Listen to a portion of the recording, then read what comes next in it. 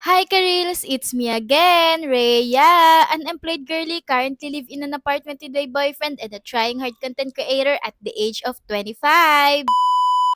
So, Karils, for today's vlog, tara, samahan niyo ako na mag-design sa first birthday and binyag ng pamangkin ko. Naging pamangkin ko nga siya kasi anak siya ng kapatid kong lalaki na sumunod sa akin. January 3, 2026 nga naganap ang mga kaganapang ito. Late vlog din to, pero hindi na nga to ganun ka-late vlog kasi this 2026 na nga nangyari to. Ang dami ko pang for edit na vlogs nung last year pa, pero inuna ko na nga to kasi baka matambak na naman hanggang sa ito na naman yung pinakamatagal kong mai-upload. Supposed to be, hindi dapat ako magde-design para dito sa first birthday and binyag ng pamangkin ko. Kasi sabi ng asawa ng kapatid ko ay may magde-design na nga daw para dito sa birthday and binyag ng pamangkin ko. Kaya lang in a last minute, parang hindi yata sila nagkaintindihan nung kausap. Kaya chinat ako at pinapunta dito sa kanila na ako na nga lang daw ang mag-design para sa birthday ng pamangkin ko. So sa akin, wala namang problema yon. Kaya ayan, eto na nga, nandito na, nagde-design na kami at ako na nga yung nag-design para dito. At para din naman to sa pamangkin ko at yun lang din naman yung maitutulong ko para sa birthday niya kasi gipit din kami ng mga time na to. Kaya sabi ko, sige na, ako na magde-design. Pinagkasya ko na nga lang pala dito yung mga materials na nabili nila na pang decorate. Ginawan ko na lang ng paraan na mapaganda at mapagkasya lahat ng pang design nila. Yung totoo, ayoko ng gantong biglaan kapag sa akin magpapadesign kasi wala akong idea kung paano yung gagawin ko.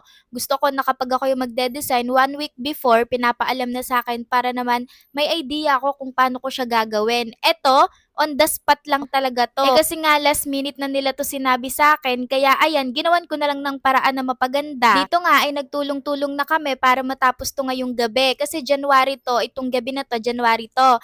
Then kinabukasan yung ganap ng birthday and binyag, January 4. Kaya kailangan na matapos namin to ngayong gabi. Kasi kung hindi to matatapos ngayong gabi, kung uuwi pa kami, tapos babalik kami bukas, wala din kaming service. Medyo malayo ang bahay nila sa bahay namin. Pero sa awa naman ng Diyos, nagawa namin ng paraan na matapos to ngayong gabi at mga 11 na nga kami nito natapos at ayan nga yung pinakang final look nung design. Alas 11 na nga din pala kami nakauwi nito kasi anong oras hindi naman kasi madaling mag-design, 'di ba? Magpapalobo ka pa, magdidikit pa ng kung ano-ano.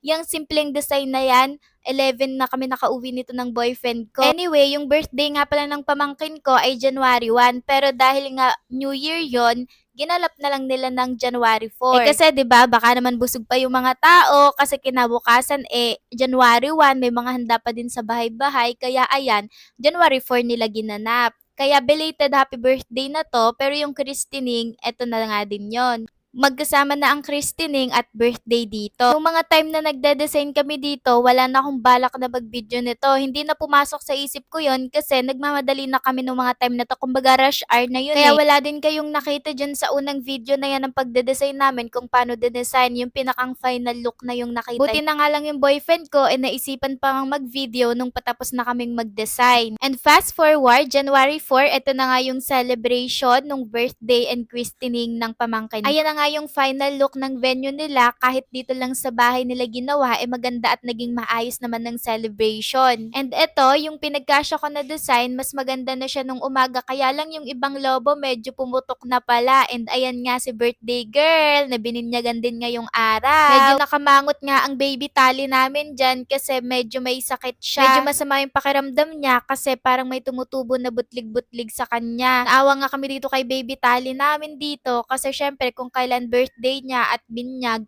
tsaka pa siya nagkaganyan. Pero okay naman yung naging celebration and dito lang nagpicture-picture lang, pinicturan lang siya, si baby tali, tapos nagpicture-picture lang yung gustong magpa-picture dun sa may backdrop. Then ayun, tuloy lang yung celebration, nagpatugtog sila dito ng mga pang TikTok na tugtugin, tas nagsayaw yung mga bata kasi walang clown kaya nagpatugtog sila ng mga tugtuging pang TikTok para naman masaya, hindi naman malumba yung birthday party, diba? And natutuwa naman ako kasi yung mga bata na taga dito, talaga namang hindi naman sila nahihiyang sumayaw dyan sa pagti-TikTok nila diya. Kaya naman kahit walang clown, hindi rin naging malumba yung birthday party ng aming pamangkin. And yung mga susunod nga na clips nitong video, panoorin nyo na lang ha. Hindi ko na nga din isa-sound on yung original sound ng video kasi baka makopyright ako kasi halos lahat ng tugtog dito ay yung mga sikat na tugtog sa TikTok. TikTok na sinasayaw ngayon. Panoorin nyo lang, tingnan nyo yung mga bata dyan mamaya, ang gagaling sumayaw. Pati nga ang aming adingan, yung anak ng isa kong kapatid na bunso, nakikisayaw din. 2 years old pa lang pero pak na sa pagkembot. Mamaya makikita nyo.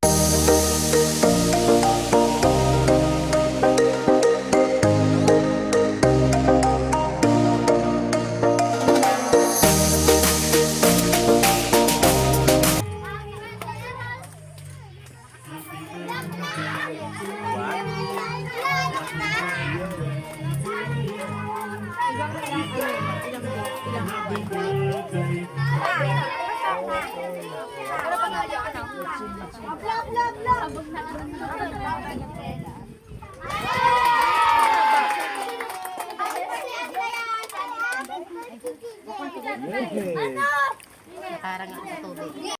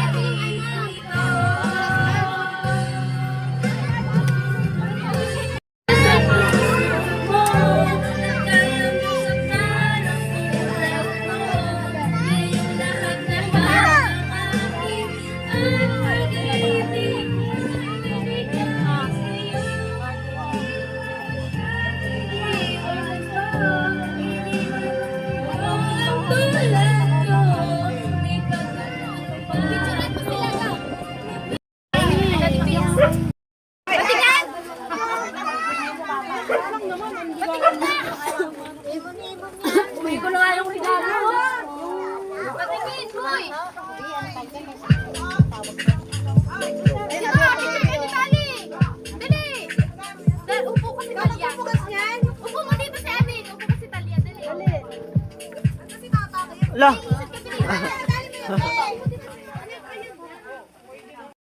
Wow, ganda!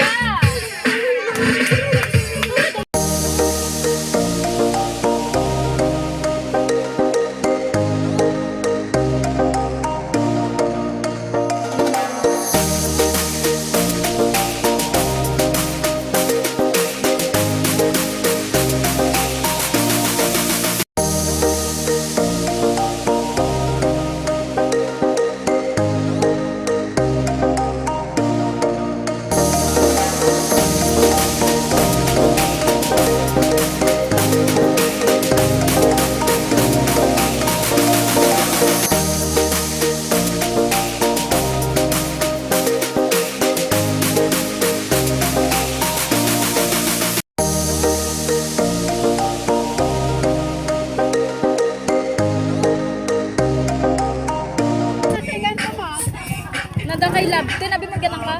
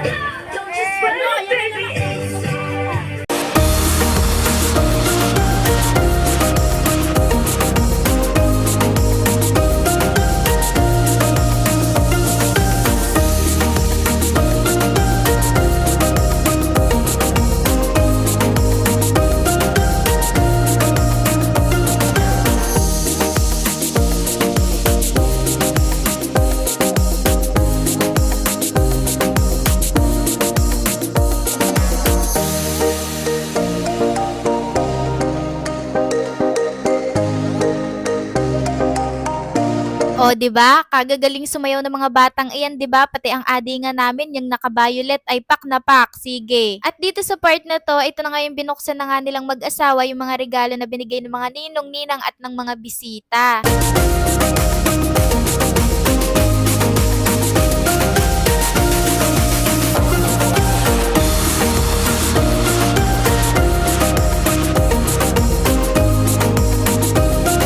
And fast forward, gabi na nga, kung kanina ay celebration para sa mga bata.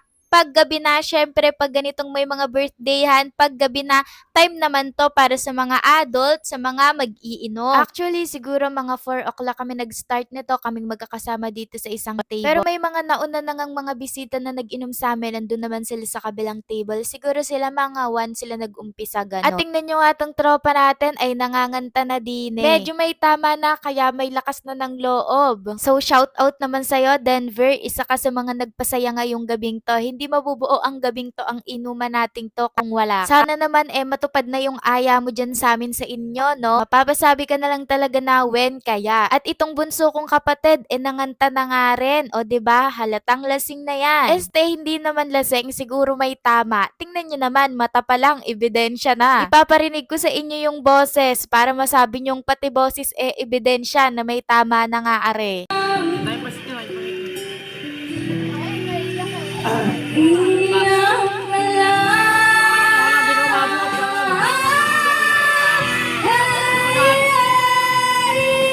Pero mukhang nagkamali ako, no? Mukhang naitawid pa nga ang kantang are. Kahit na yung totoo, may tama na nga yan. Ayat pabirit-birit pa nga siya diyan. Itong mga susunod na video clips ay hindi ko na nga to i-voice over. Pakinggan nyo na lang. Nag-enjoy talaga kami ng gabing to. Kaya ayan, makinig kayo sa kwentuhan namin. Sana naman pagka-upload ko nito ay hindi ma-restrict yung Facebook page ko, ano? Nung mga time na to, may tama na rin ako dito. Kaya tingnan nyo ang inyong ate. Ay nako, sadyang napakadaldal na, ano, close na ang lahat.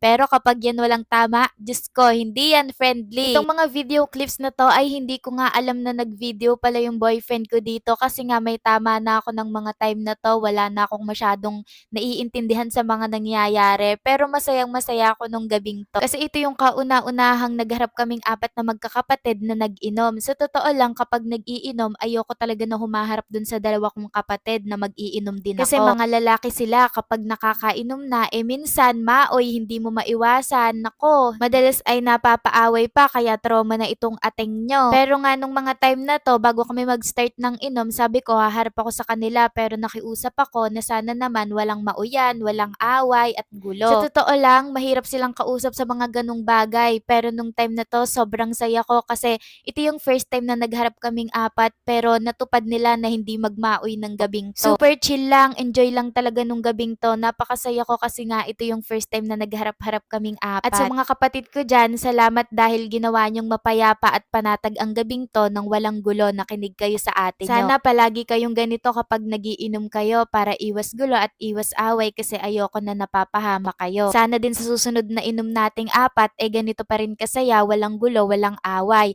And hindi lang sana kapag kaharap kami, sana pagkaharap nyo rin yung ibang tao, hindi kayo magulo at walang away. Napakasaya lang ng ganito, panatag, payapa, chill lang, masaya lang. Kaya naman pala ng walang away at gulo at hindi nagmamaoy, bakit naman nagmamaoy pa minsan? Anyway, so enough na sa kwento at drama, no? Baka sasabihin na naman ng kapatid kong sumunod na yan sa akin, ang drama ni ate. Lagi yung ganyan sa akin eh. So eto na nga, hindi ko na i-voice over yung kasunod na mga video at samahan nyo kami kahit late vlog na to, samahan nyo kami na mag-enjoy dito. Pero yung iba nga dito, hindi ko na ipaparinig sa inyo yung pinakang audio ng video kasi nga may mga clips dito ng video na nagpapatugtog kami, makaka-copyright tong content ko. And ipapas forward ko na lang din yung iba kasi masyadong mahaba kung hindi ko ipapas forward. Pero yung iba na wala namang tugtog at feeling ko hindi naman makaka-copyright yung content ko, ipaparinig ko sa inyo yung pinakang audio ng video para naman masamahan nyo kami ditong magsaya. Pulas pa! Alam pa ang dede eh! Dede ako pre, dede ka rin. Pre, may isa lang yan, pre. Minsan lang yan sa buhay mo. Minsan lang sa buhay mo. Mari na yung nag-ano ko, baka pwede naman. Oh, pre. Kumpare. Pre? Sino nga pre? Hindi kita kilala pre. Ay, kalba, papa ni kuya. Huli ka, dito huli ka. Uy, tagay! Hoy, kalbo! Hoy! Baka gusto mo tumagay kasi uugatan na. Hindi, sigara na yan. Oh! Ibon yan, tapos na ako Tangay eh. na, hindi pa kita Alam mo ah. Hindi pa kita nakikita. Huwag ka mandaya gaya neto. Oy, Jade! Ito pa tayo niyan. Papainin pa niyan, di ba? Wala, let reaction din. Walang Diyos. Ito nga, ang tagal nyo. Bukas siya para sa late reaction. Para sa late reaction. Upo ka niyan, pre. Ayaw ko pag inumin. Saan ang nagkagawa ka niyan, pre? Laway mo, pre. Tumutulo. Ayaw ko niya. Hanggang ngayon, tumutulo pa yung laway mo. Ha? Puro? Pre, pupunasan ko ang laway mo. Saan gaga kayo, Jade? Sasampag mo na ako. Ha? Siguro tayo. Para sa late. Bakit talaga mga kaibigan para sa late? Ha? Anong sugat? Arvin. Bakit nga pre? Mabuhay ka. Asa siya na? Kaya huwag niyo na iparaya sa inyo na. Kasi Pogi na, Meg. magtatanda. Walahan na. Para sa ano? Para sa ano? Pasado. Pre! Ay, hindi mo nga pala nakainuman tana. Alam mo lang yun.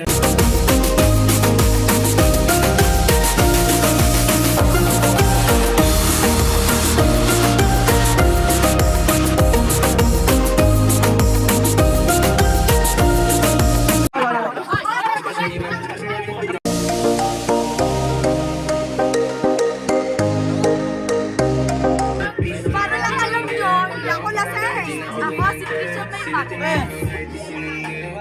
Okay naman. Kuya Chris, ikaw nag-video na.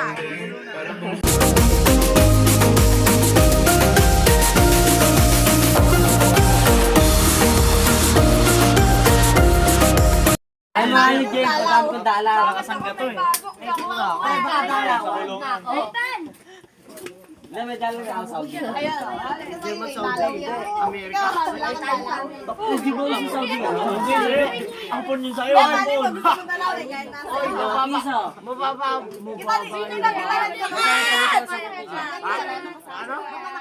Sawi ako ni Liga. Magkano? Ay, sakit-sakit.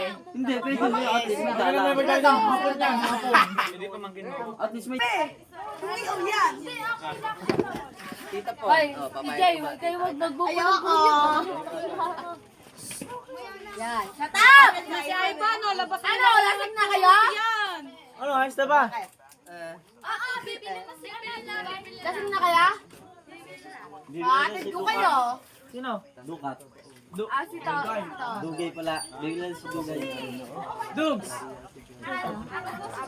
And dito ko na nga ito tinatapos, no, Karil? So, kita nyo naman na sobrang nag-enjoy kami magdamag ng mga time na yan. Diba? Salamat nga pala sa pag-video lab. Isa tong magandang memory para sa akin. Oh, wag kayong ano alam ko yung ginagawa ko ng mga time na yan. Sobrang antok lang talaga na ako nung time na yan. Kaya lumupagi na ako nung mga time na yan. And hindi naman na ganun nakakahiya kasi wala naman ng tao kasi madaling araw na nito nung nakauwi kami. So, yun lang, Karils. Bye! Love you all. Mwap!